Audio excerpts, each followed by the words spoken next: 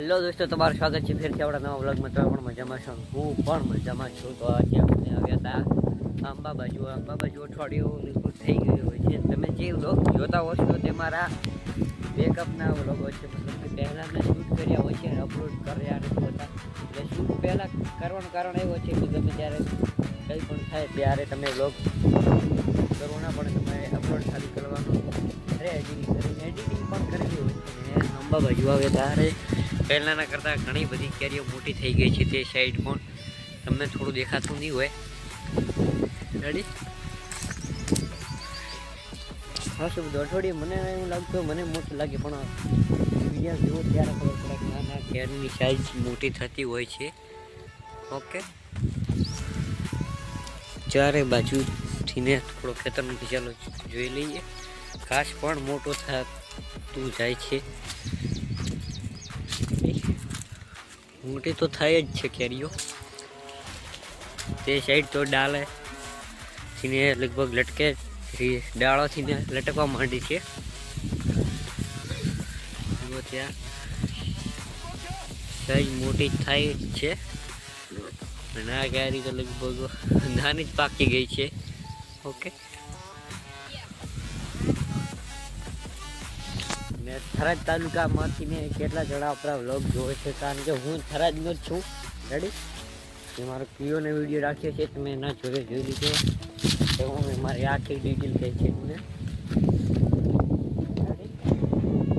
આજના વ્લોગમાં એટલું વધારે થાય છે ને, તો તમને થોડી વાર પછી મળીએ. અને આ સાઈડ મેં સ્ટીલ વરાઈ ગઈ છે, મેં તમને કીધું હતું. તો એ અજમો અને વરિયાળી 2 પાક બાકી છે ને એરંડા 3 બાકી છે. રેડી, અહીંયા સાઈડે આવે એટલે મસ્ત મજાની થઈ જાય, મન તથા થઈ જાય છે. વાયરાના કારણે અત્યારે બોલાતું નથી મારાથી, એમ દેખવાથી છે મને. તો હું તમને પછી મળું થોડી વાર પછી. આ સાઈડ પણ તમે જોઈ શકો છો. ઓકે, ઘાસનો પણ વિકાસ થયેલો છે ધીમે ધીમે. ઘાસનો તો વધારે જ થાય છે.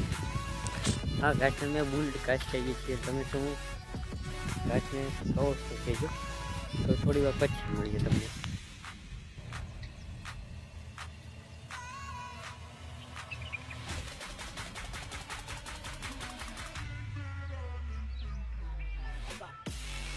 દોસ્તો, 7 થઈ ગયું હતું અને આપણે આવ્યા હતા હવે વરિયાળી બાજુ નજારો જોવા માટે. 7 પણ નજારો કંઈક અલગ જ હોય છે, તમે જોઈ શકો છો. અને આજે વાદળા પણ દેખાવા મળ્યા છે. આજે રાત્રે લગભગ ઠંડી તો ખૂબ જ પડી હતી અમારે ત્યાં. તમારે ત્યાં કેવી ઠંડી પડી હતી કે જો ત્યાં શિયાળાનો એહસાસ થયો ઉનાળામાં. રેડી, અને હમણાં ધાગના વિડીયો એટલા નથી આવતા વ્લોગમાં. કન્ટેન્ટમાં તે કંઈક અલગ ગોતવું પડતું હશે, પણ હવે હું કન્ટેન્ટ નહીં હોય તો હું મારા પુરાના જે જૂના વ્લોગ છે તે નાખીશ. ઓકે, બેકઅપ મારા પડી જ હોય છે 15 થી 20 વ્લોગનું, તે હું નાખીશ. અને હમણાં હું સિનેમેટિક શોર્ટ્સ નાખું છું, તે તમને કેવા લાગે છે. પહેલાં હું નાખતો તો ટાઈમ લેપ્સ, જે તો મતલબ કે 1 કલાકનું 1 કે 5-10 મિનિટમાં તે કપાઈ જતું, એટલે સ્પીડમાં. અને હમણાં હું થોડા ટાઈમ લેપ્સ નાખું છું, જેમ કે મધમાખી રસ પીતી હોય કે ગમે તે ધીમે ધીમે. ઓકે, ને હમણાં વરિયાળીના કે અલગ અલગ ટાઈપના હું નાખતો હું છું. ને આ સાઈડ હમણાં ફુવારા ચાલુ હતા. ને આપણો ખેજડો છે જૂનો પુરાનો. અને સામે પણ ઝાડ તે થોડી ઘણી હું તમને બતાવું. 2xમાં જે ઝાડ છે તે પણ ખૂબ જ જૂની ઝાડ છે. લગભગ ખાસું 50 વર્ષ ઉપર રહેશે. 50 વર્ષ ઉપર, 50 થી 100 વર્ષ પણ ગણી લો. 100 વર્ષ આસપાસ જૂની છે. અમુક એવા વૃક્ષો હોય છે જે આપણા ક્ષેત્રમાં તે ખૂબ જ જૂના હોતા હોય છે, જેમ કે સિનેમેટિક શોર્ટ્સ તમને કહેતો હતો. આ લગભગ મધમાખીઓની રાણી છે કે શું છે તે મને કહેજો. હું થોડું ઘણું ઝૂમિંગ કરું છું. ઓકે, થોડું બ્લર પણ થઈ જતું હોય છે.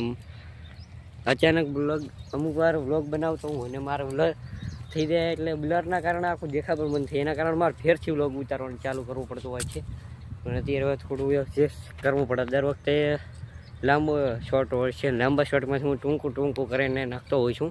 અને તમને આપણા વ્લોગ કેવા લાગે તે તમે ઝડપથી કીધું. ને વરિયાળી પણ હવે વરિયાળી તો કાપવાની છે, પણ હવે અહીંયા કને બાજરી પણ ઉગવા માંડી છે.